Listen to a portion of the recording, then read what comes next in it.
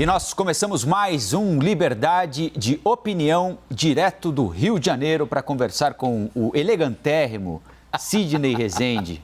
E aí, Sidney? Poxa vida, um bom dia dessa maneira. Ouvintes, vocês não estão vendo, mas o aceno com o braço estendido até o telão, eu só posso ficar mais feliz ainda. Senhoras e senhores, bom dia. Colombo, é um prazer trabalhar com você. Bom dia. A gravata, combinando com o tom da camisa, com o lenço, não é para qualquer um, não, viu? Eu procuro ser um espelho de quem conversa comigo. Ah, tá bom, então. Quem me dera ter essa elegância. Bom, vamos para os nossos assuntos. O ministro da Economia, Paulo Guedes, criticou a FEBRABAN, que é a Federação Brasileira de Bancos, poderosa instituição. Segundo o ministro, a FEBRABAN financia estudos para enfraquecer o teto de gastos. Guedes disse ainda que a FEBRABAN é uma casa de lobby que financia ministro gastador. Vamos ouvir Paulo Guedes. FEBRABAN é uma casa de lobby, muito honrada, muito justo lobby, mas tem que ser, tá escrito assim na testa, lobby bancário, que é para todo mundo entender do que se trata, inclusive financiando estudos que não tem nada a ver com a atividade de defesa das transações bancárias. É importante também falar isso. Financiando ministro gastador para ver se fura teto, para ver se derruba o outro lado. Bom, ao que tudo indica, não é, Sidney? Paulo Guedes estava se referindo ao desafeto declarado dele na esplanada dos ministérios. O ministro do Desenvolvimento Regional, Rogério Marinho, eles tiveram uma série de divergências públicas sobre o cumprimento do teto de gastos. Enquanto o ministro Paulo Guedes fazia estas críticas num evento virtual, Rogério Marinho cumpria a agenda com o presidente Jair Bolsonaro no Maranhão e, aliás, recebeu elogios efusivos do presidente da República. Em 30 segundos, aí neste rápido resumo, Paulo Guedes arrumou briga com os bancos e reativou aquela fogueira que parecia já com um incêndio controlado com o colega Rogério Marinho, hein, Sidney?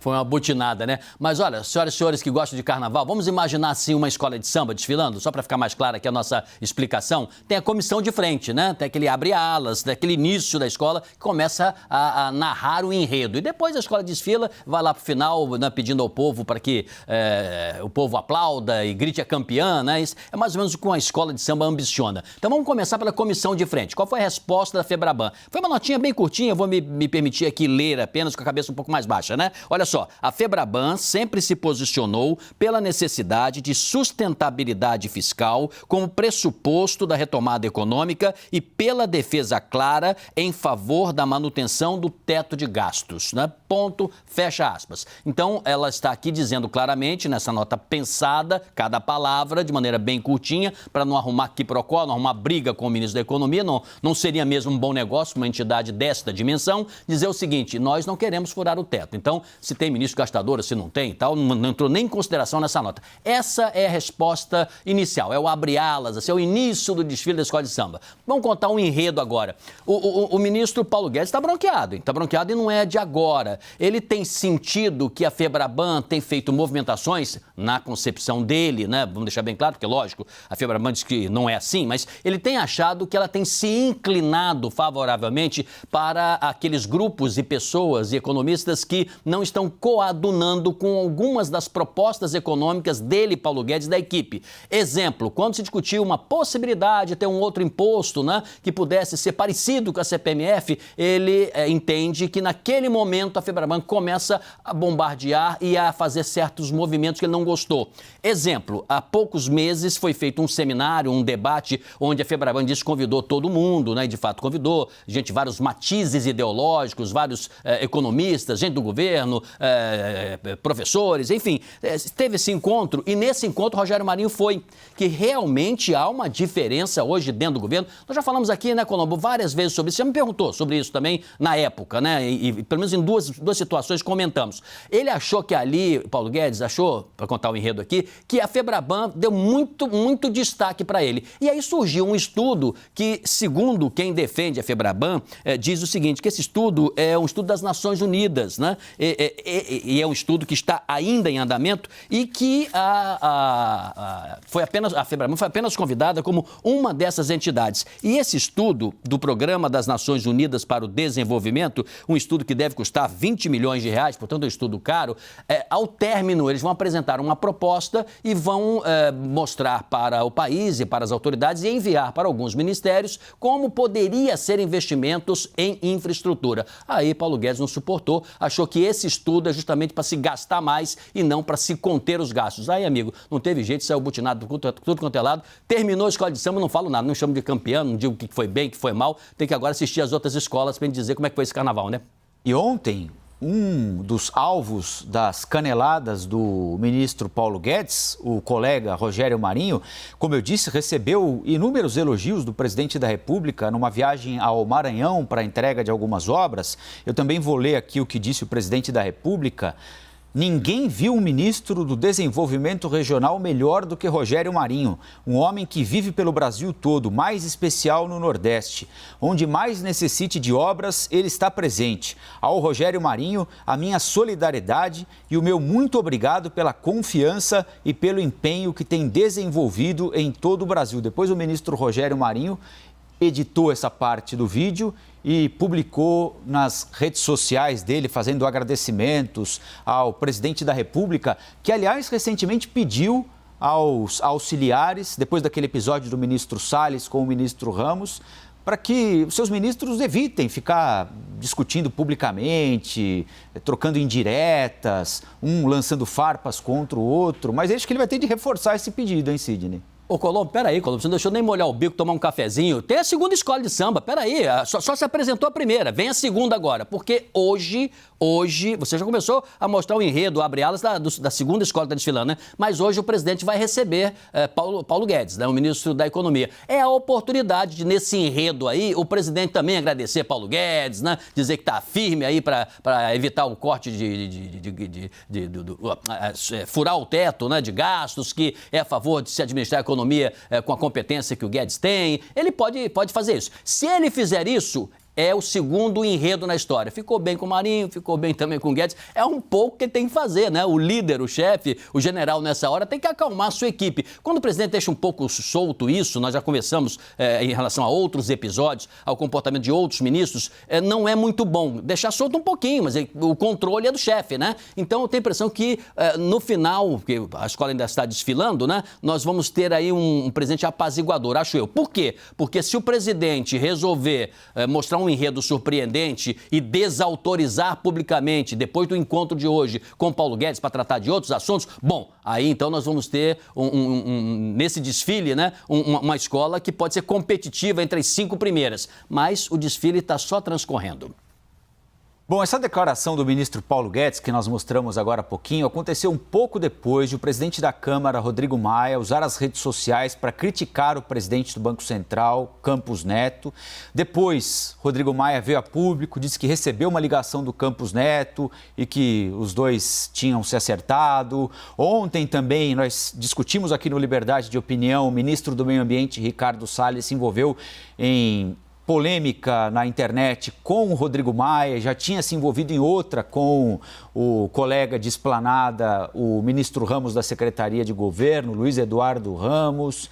Sidney, o presidente da República se elegeu via redes sociais, não exclusivamente, mas utilizando as redes sociais de maneira muito competente, aliás, desde muito antes da pré-campanha para a presidência da República, desde a eleição anterior, ainda em 2014, ele já utilizava as redes sociais de maneira muito frequente, continua utilizando as redes sociais, mas em alguns momentos, auxiliares do presidente estão passando da bola, exatamente nas redes sociais, né?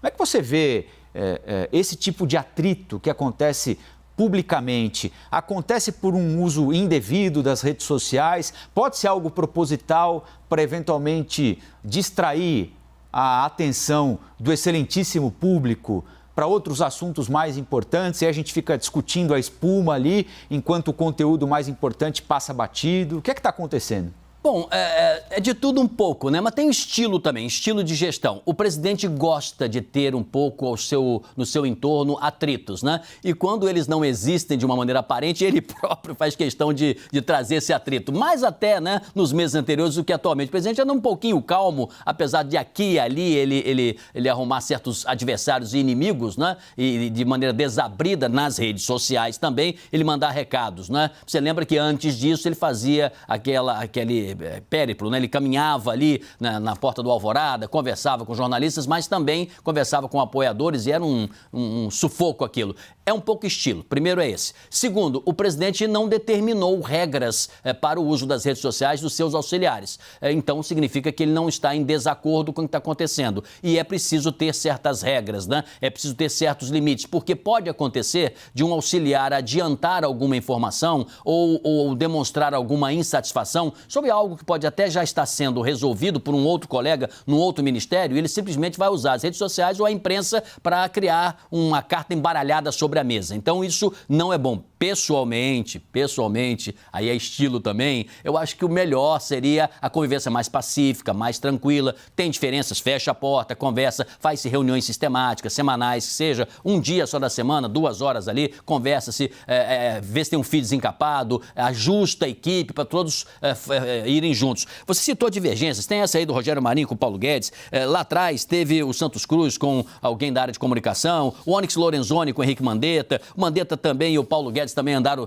se estrelando, e outras diferenças, o vice-presidente com o ministro Salles. Então, esses embates, eu não acho isso muito bom. E o terceiro ponto é, o presidente, de fato, quando tem algo muito difícil e ele se sente no corner, ou que ele acha que vai pro corner da luta, ele vai pro centro e busca ali uma outra saída, trazendo um outro assunto. Só que eu tenho a impressão que todos, a imprensa inclusive, os brasileiros já estão sacando que tem esse tipo de estratégia de comunicação. Então é preciso sempre, todos os dias, você ficar muito bem informado, assistir a CNN, ler o máximo que você puder ler da imprensa em geral, acompanhar livros também, conversar com pessoas, para você, com mais informação, poder separar o joio do trigo. O que é fato, boato, o que é uma estratégia para jogar cortina de fumaça e o que é verdadeiro. Só a informação, meu amigo, melhora a comunicação, melhora a sua forma de decidir.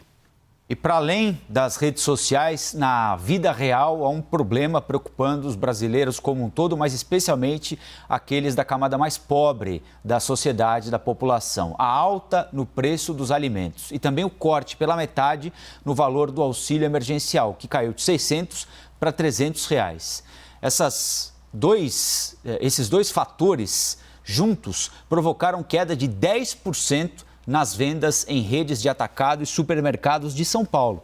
São dados da APAS, a Associação Paulista de Supermercados. Lembrando que em 2 meses, o programa de transferência de renda do governo deve terminar. A última parcela, se nada mudar, será paga no mês de dezembro. É o que garante o ministro da Economia, que, aliás, neste mesmo evento de ontem que nós mostramos aí, garantiu que não há dinheiro para continuar pagando o auxílio emergencial.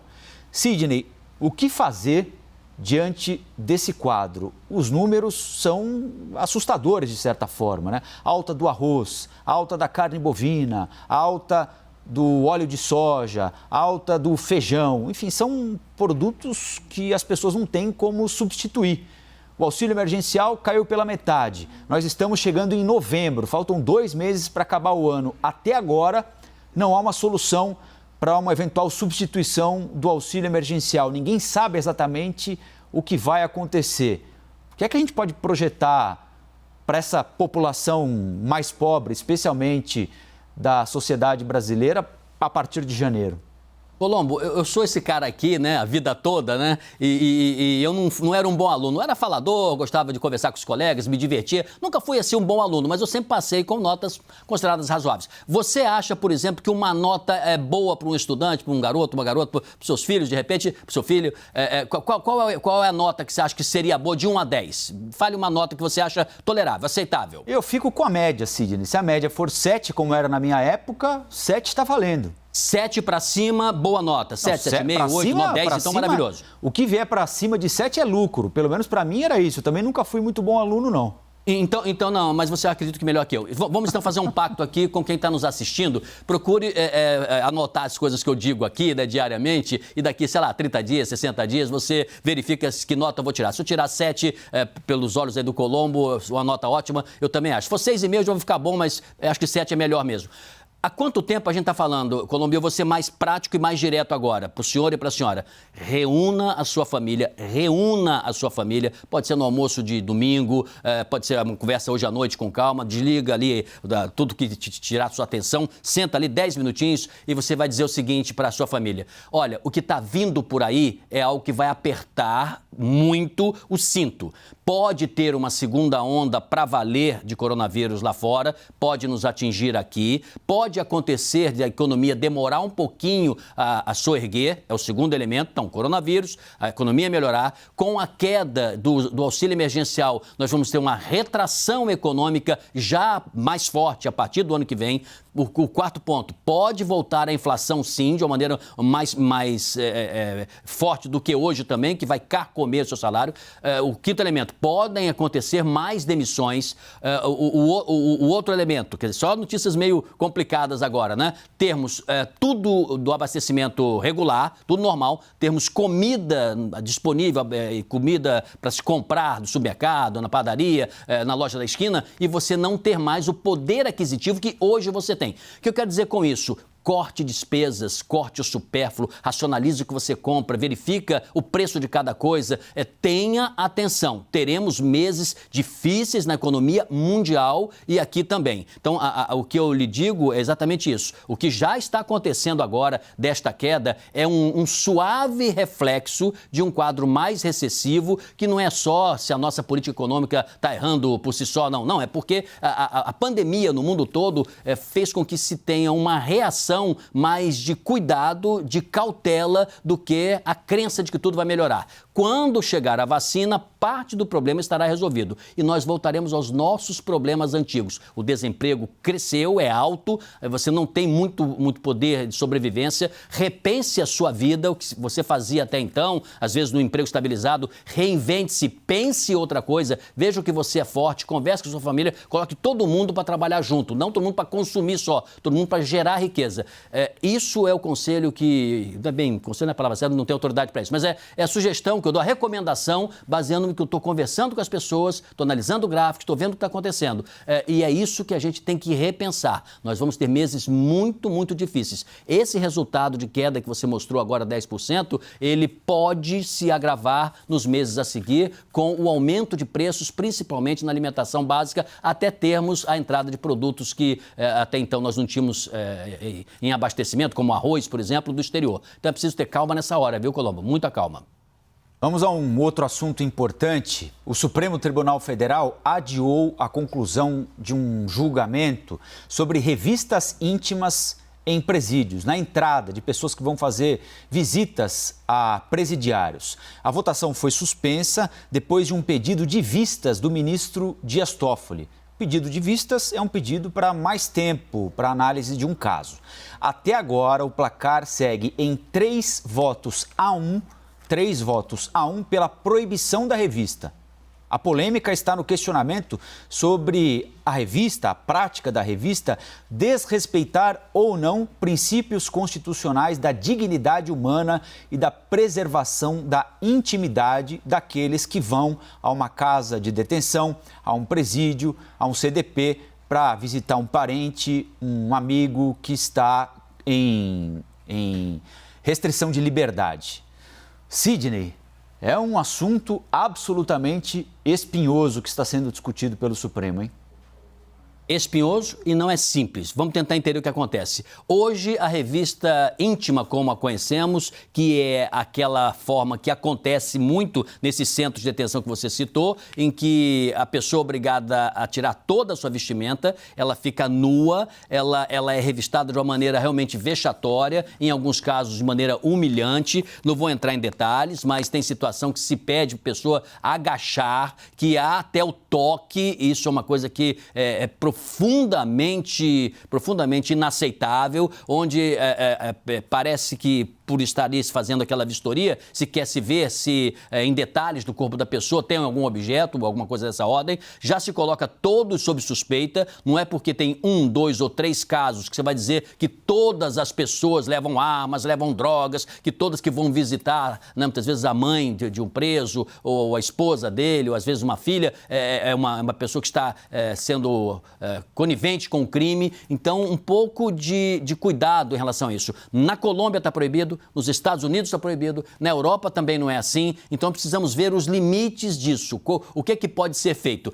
Uma das maneiras, Colombo, que eu proponho, e aí tem que investir, é que você tivesse meios eletrônicos, como temos, por exemplo, nos aeroportos, em que a pessoa, ao passar, você já verifica se ela está com algum objeto completamente estranho, né? Não tem, quando apita, é um relógio, é um cinto, é alguma coisa? Alguém pode passar com um revólver desmontado, por exemplo. Pode acontecer, uma pistola. Então, ali a máquina já se faria uma primeira triagem. Uma segunda, a visita, ela não ser uma visita completamente liberada, como acontece, ainda que com horários previamente definidos, para o contato com o preso. Então você tem aquele vidro que nos filmes são muito comuns, né? Às vezes a pessoa fala com a outra até com uma espécie de um microfone, né? E isso cria ali já um segundo impedimento, porque a pessoa não terá o contato direto na visitação. Porque a visita não é só para contato íntimo, a visita é para você conversar com a pessoa, como é que você está, tenha força, vamos lá, siga o caminho, ou quer saber como é que está a minha família. Então é para isso também. Então você já diminuiria o contato físico. E a visita íntima, de fato, que é objeto da nossa conversa, ela tem que ter um cuidado totalmente sensível do início até o final do processo, onde a pessoa sai também, porque pode eventualmente alguém sair com algum objeto, né? Ou alguma informação para passar, de repente, para um crime organizado, um bandido, ou que seja, uma informação que seja contrária à sociedade. Então, não é uma decisão simplista. Olhando assim, você fala, tem que revistar mesmo, todos bandidos e tal. Gente, pelo amor de Deus, bandido é o que está ali respondendo pelo crime dele, está preso. A pessoa que vai visitar, a priori, você não pode acusá-la de ser uma pessoa criminosa, portanto, por conta disso. Então, é só para ficar claro, não é uma decisão fácil. Eu diria que é preciso olhar de uma maneira menos policialesca, né? Esta recuperação que é tão difícil, né? De quem está preso para voltar para a sociedade e ser menos criminoso do que entrou. Embora saibamos que muitos desses lugares prisionais acabam sendo escolas do crime. Reconheço isso, mas é preciso também ter muito respeito com os senhores e as senhoras que vão visitar os seus entes queridos nesses ambientes. Por isso, eu até compreendo porque alguns ministros já estão votando contrariamente a esse tipo de revista. Revista vexatória. Valeu, Sidney. Até o próximo Liberdade de Opinião, hein? Um abraço, Colombo. Até logo. Bom fim de semana.